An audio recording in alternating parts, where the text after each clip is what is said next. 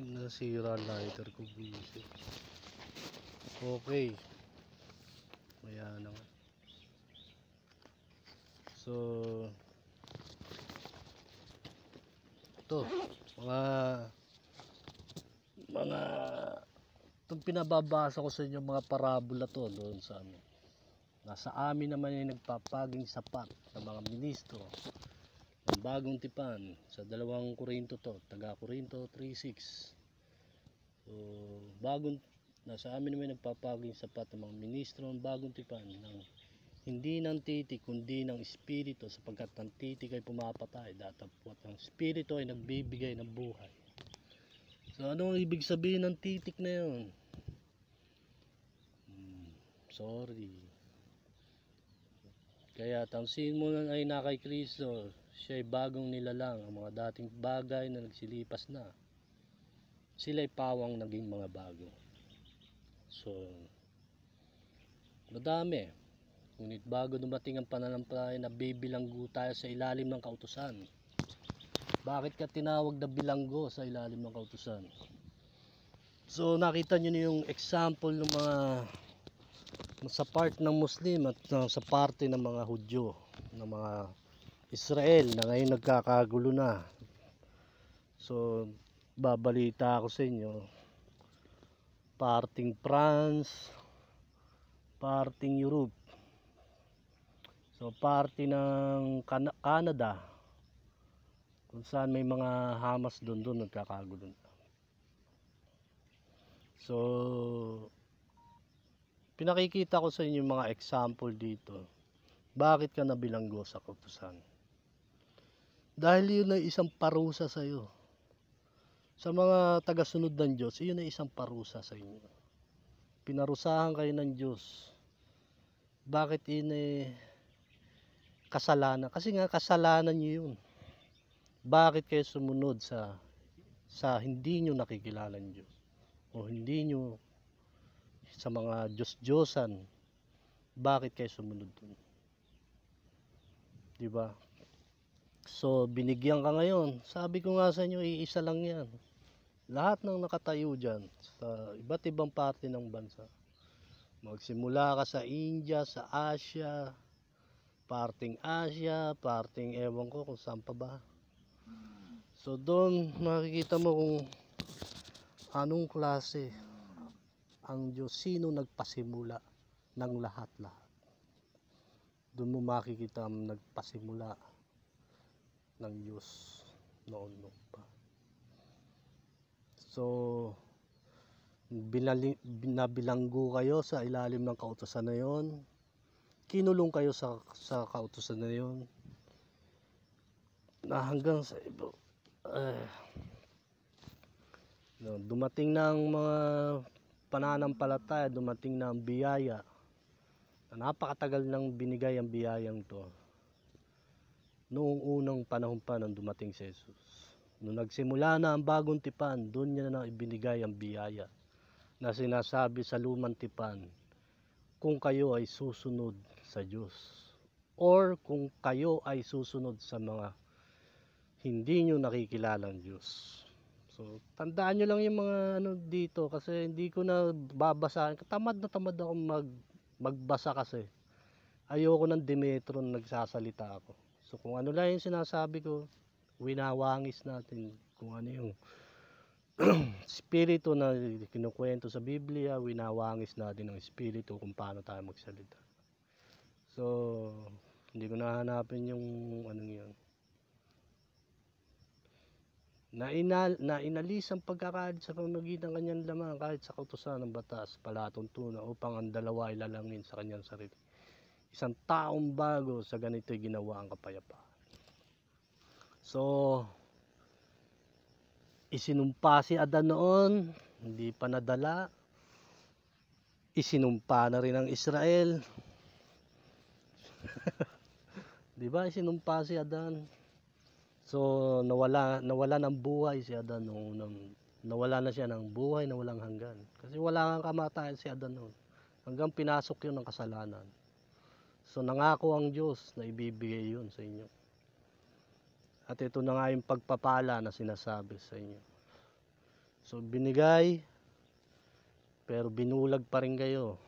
Kasi nga patanga-tanga kayo. Hindi kayo yung na hindi kayo madaling turuan, kumbaga. Dahil sa nakaakibat sa inyo, kunyari, sa isang grupo nyo, kung hindi mababali ang mga lumang sanga, kunyari, hindi siya sumunod. Walang sisibol na bagong sanga. Kailangan mabali ang mga sangang yon para sumibol ang mga bagong sanga. Ito yung mga bagong binigay nung unang-una pa to. Yung binigay ni Jesus sa atin na aral. Yun yung mga bagong sanga na sasanga. So, ito ba? Kayo'y magbihis ng bagong pagkatao na ayon sa Diyos, nilalang sa katuwiran at sa kabanalan ng katotohanan. So, kayo'y magbihis ng bagong pagkatao at nagbabago sa kalaman ayon sa larawan niya o lumalang sa Kanya. So, kaya ito na yun sa Genesis, di ba? Na kayo'y magbihis ng bagong pagkatao, nagbabago ng kalaman ayon sa larawan niya o lumalang sa Kanya. So, nung una, sabi ko nga sa inyo, may dalawang taong ginawa ang Diyos o nilalang ang Diyos. Ito yung iwinangis niya sa wangis niya, sa wangis ng Diyos, sinuwangis ng tao. Hindi yung taong ibang parabola to. Ibig sabihin nun, yun yung mga Diyos noon. Sila, ewan ko kung ito yung tinatawag na Nephilim, mga makakapangyarihan. Yung mga Nephilim kasi. So, yun. Tapos ginawa si Adan. Eto na. Yung nagkakadugtong-dugtong, di ba? So, kalaman, larawan niya ang lumalang sa Kanya. So, bakit ka inilalarawan sa Diyos? Bakit ka dapat isalarawan sa Diyos? Kasi magiging anak ka ng Diyos. Ikaw ay magiging bagong tao na, magiging anak ka na ng Diyos. So, ang the image of God, pag sinabing image of God, kawangis ng Diyos, ibig sabihin, ikaw ay iwinawangis sa kahindlintulad sa Diyos. Ibig sabihin, ikaw ay anak na ng Diyos. Pero kung di mo kawangis yun, baka iba ang kamukha mo. Baka si Manalo, si Soriano na kamukha mo, si Kebuloy, o sino-sino man. Hindi na natin alam kung sino-sino ang kamukha nyo. Baka kamukha kayo ng pastor nyo, ewan ko. Bahala kayo. Doon sa sinasabi, isang bagong tipan ay linuma niya ang una. Ano ba yung tipan na sinasabi? So, naawa ako sa mga nagdedebate doon kasi putang wala nang katapusan na kautusan eh. So, bibigyan ko kayo ng mga kaalaman lang na kaunti. So, ano ba yung linuma niya ng una? So, ano ba yung linuma niya? Linuma niya na yung yung mga lumang kautusan pa nung lumang tipan pa yun. Kaya nga may bagong tipan na tayo. So, lagi kong nung nagbibideo ko, lagi ko namang sinasabi to kaso lagi ko namang kinukwento tong sumpa ng kautusan sa inyo. Pero hindi natin nilalahat kasi natatamad ako. So dapat pasundot-sundot lang. So ang luma tumatanda at malapit nang lumipas. Malapit nang mawala. Dahil dito ay isang tagapamagitan ng isang bagong tipan upang sa pamagitan ng isang kamatayan na ukol sa ikatutubos ng pagsalangsang. Ano yung pagsalangsang na yun? Ito yung pagsalangsang ng Israel. Tapos sumunod din yung mga Philippines, piling na Israel din, piling Israelita rin. Awid. Tapos sumunod din yung mga iba. Diba? So, ilan na kayo? So, yung kasalanan ng Israel, O nagpiling kasalanan nyo na rin. So patanga-tanga kayo. Kaya ganun na lang. Kasi wala kayong alam. So sa ikatutubos ng pagsalangsan sa ilalim ng unang tipan ng mga tinawag na magsitanggap ng pangako ng manang walang hanggan. So ano ba yung mana na yun? Ano ba yung pagmamana sa atin? Puta. Ano kaya yung mga bagay na inihanda sa akin? May leche plan doon. Gusto ko leche plan tsaka buko salad eh. Tapos ito susunod na ulit. Naiihi na naman ako eh. Kay Jesus ang tagapamagitan bagong tipan at dugong pangwisik na nagsasalita ng lalong mabuti kaysa dugo ni Abel.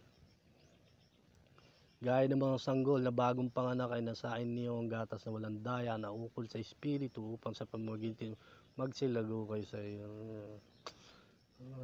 Ngunit sa kanyang Panginoon naging tanong. Mga minamahal, wala akong ito na yung mga nila, mga pinandadaya nila. Ito yung mga bulag. Ito, pakikita ko sa inyo yung mga kaprasong bulag dito sa Biblia. Mga minamahal, wala akong isinusulat sa inyong anumang bagong utos. Walang isinusulat sa inyo na bagong kundi ang dating utos na nasa inyong buhat pa ng pasimula ng dating utos sa salitang inyong narinig. Kasi nandun na yung unang panahon pa na inutos na yung iibigin mo ang Panginoon mong Diyos, iibigin mo ang kapwa mo. Nandun na yun sa unang kautosan pa. Pero muli, isang bagong utos sinusulat ko sa inyo, bagay na tunay sa Kanya. O, di ba? Kung pa isa-isa lang, tumalon tayo, wala ka na, bulag ka na. So muli, isang bagong utos ay sinusulat ko sa inyo, bagay na tunay sa Kanya. Sa inyo sapagkat ang kadiliman ay lumilipas na, ang tunay na ilaw ay lumiliwanag. So napakarami. Ang pinamamanhik sa ginang na hindi waring sinusulatan kita ng isang bagong utos, kundi yaong ating tinanggap ng pasimula ng tayo mag-ibigan sa isa't isa.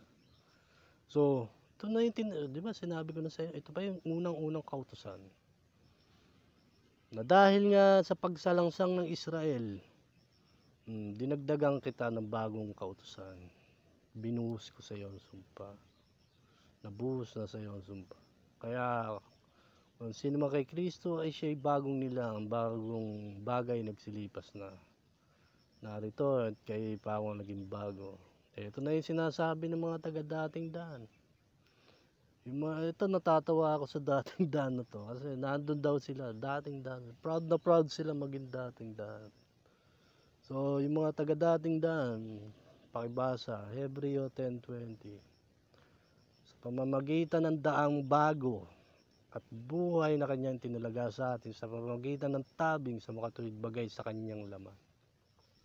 So meron tayong daang bago. So it's a new order. Ito yung new bagong kalsada, bagong daan. Wala tayo doon sa dating daan. Kaya nga meron ng sinasabi doon na anong tinatahak nyo yung mga ang dating daan na dinadaanan ng mga masasamang tao. Diba nakasulat yun? Di ko lang alam kung saan banda yun. Na pinamumugaran daw ng mga masasamang tao. Yeah, mga bad. So, buhay na kanyang tinalaga sa atin sa pamamagitan. Yan. May bagong daan na tayo. Wala na tayo doon sa dating daan. Kaya sa susunod, ganda-gandahan nyo yung title nyo. Nako, laki ng... Itong kautosan kasi ito, malaki ang tinamaan nito. So, malaki ang kaibahan nito sa mga lumang kautosan sa bagong kautosan. So, pagka sinabing bagong daan, ito na yung bagong rules. Ito na yung bagong mong dadaanan. Ito na yung bagong mong tatahakin. So wala na tayo doon sa mga lumang daan o yung mga dating daan. So ano kaya masasabi ng mga taga-dating daan dito? I'm proud. Diba sasabihin? They're proud. sasabihin nilang, wow. Tapos sasampal mo tong Hebreo 20:20, patay na. So wala na tayo dito sa utos. Ito yung dalawang utos ng Diyos. O, di ba? Sa dalawang utos na ito, kaya nag-utos ulit ang Diyos. Sa dalawang utos na ito, na ibigin mong Panginoong Diyos, ibigin mong kapwa mo. Nauwi ang buong kautusan ng mga propeta. Dito nauwi ang buong kautusan ng mga propeta. So yung mga kautusan noon na napakarami, nauwi lang dito sa dalawang to, sa kautusan na to. So bilang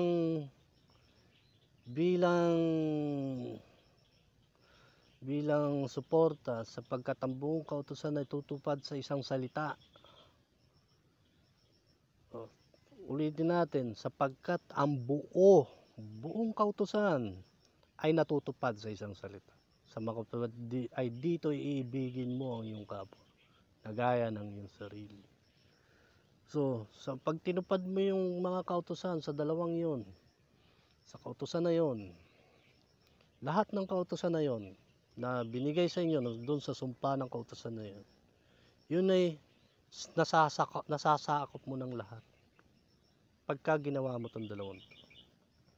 Sapagkat sino mang ito, merong rules, sapagkat sino mang gumagawa ng buong kautusan at gayon may natisod sa isa ay magiging makasalanan sa lahat. So ilan yun? So merong sigurong 100 sa tansya ko lang, sa tansya ko.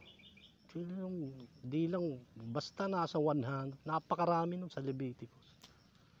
So yung buong kautusan na yon, pag sumablay ka sa isang kautusan na yon, magiging makasalanan ka na sa lahat.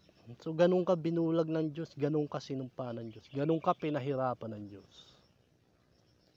So sa isang kautusan, sumablay ka sa buong kautusan, sumablay ka sa isa. Kunyari sa 100, sumablay ka lang ng isa, lahat ng kautusan yon baliwala. Sumablay ka ng lahat. Kumbaga parang domino yun. Natumba yung isa, tumbahan ng lahat yun. Domino effect. Natumba yung isa, tumba ng lahat. Diba? Ganun lang parabola. So ito na si Jesus. Ang talastasin mo na nga ang Panginoon yung Diyos. Ang Diyos na tapat na nag-iingat at naggagawad ng kagandahang loob na umiibig sa Kanya, tumupad sa Kanya ng mga utos hanggang sa 1,000 salin lahi. Deuteronomio pa to. So sino si Jesus? So ito na yung Panginoong Diyos nila. Panginoong Diyos. Sinasabing hindi daw Diyos si Jesus. Isa lang ang nagbibigay, nagpapatupad ng kautusan natin.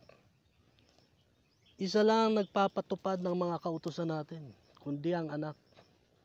Sa Kanya nakasalalay. Kumbaga, yung ama ni Jesus, ginawa niyang manager yung anak niya.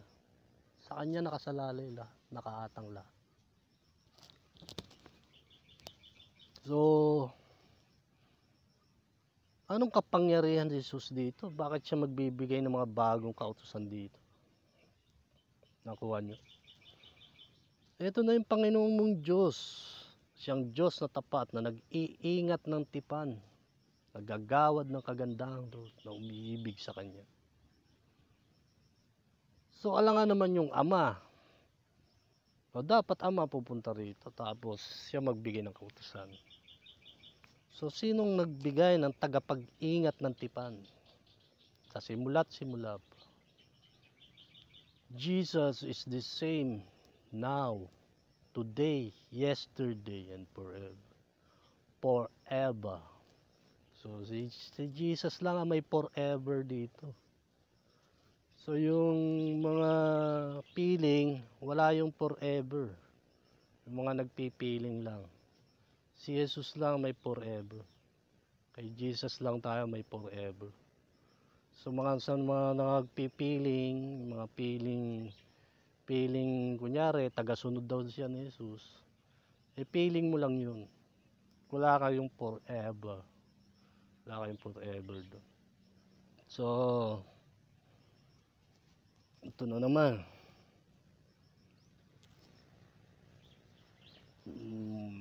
Pinakikita dito yung mga paano natulog, kasi binulag ng Diyos yung mga tao noon, yung mga sa lumang tipan.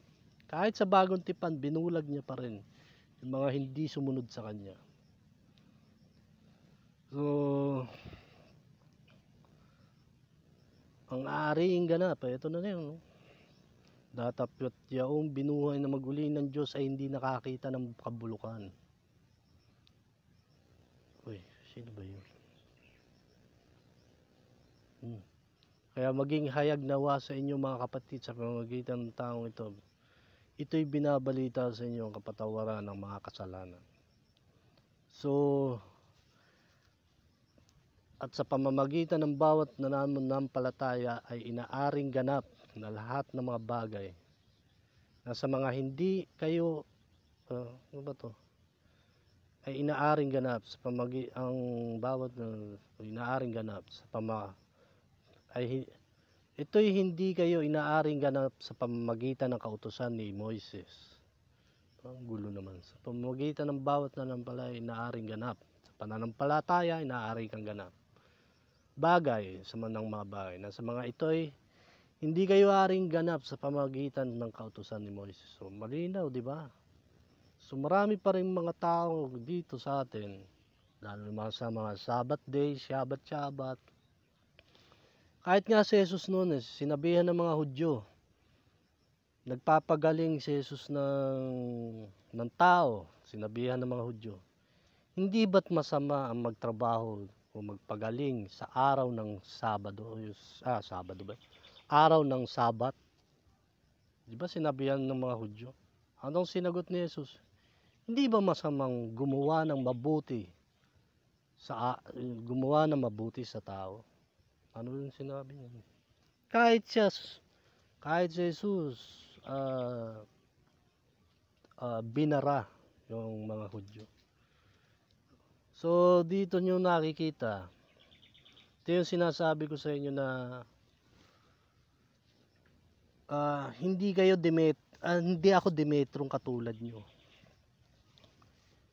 Wala akong panukat, wala akong sinusukatan, ang bawat galaw ko hindi Demetro. So kayo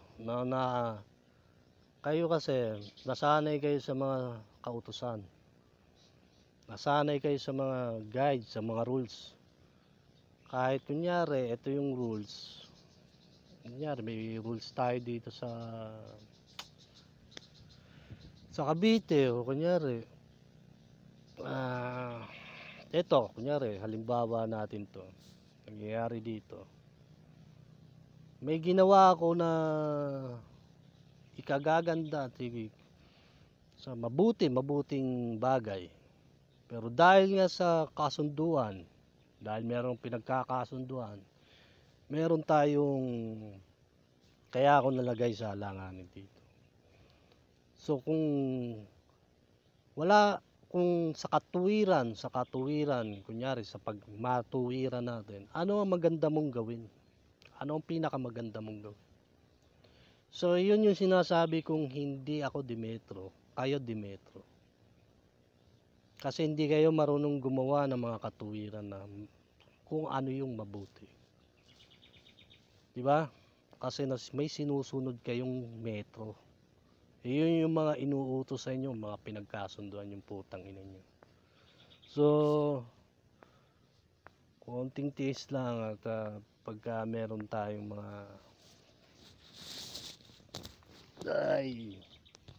bumalik na naman, buwisit na naman ako sa mga tangkinan nito. Ay, tuloy. So,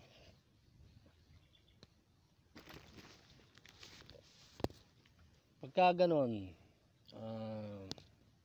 anong pinakamaganda mong gawin? Kasi ito nga, saan ba yun? Ano ba yung sinabi ni Jesus na sa Biblia na huwag kang manukat. Iba rin, sukatan. Kumbaga, huwag mong huhusgahan yung tao kung ayaw mong gamitan ka rin ng panukat. Kumbaga, tanggalin mo muna yung puwing mo bago ka tumingin sa tao. So, anong dapat yung gawin? Diba? Yun yung mga parabola na naiiya ko. Mamaya na ulit. So, nakailang part na tayo. Part 4 na. Puta. Mamaya na ulit.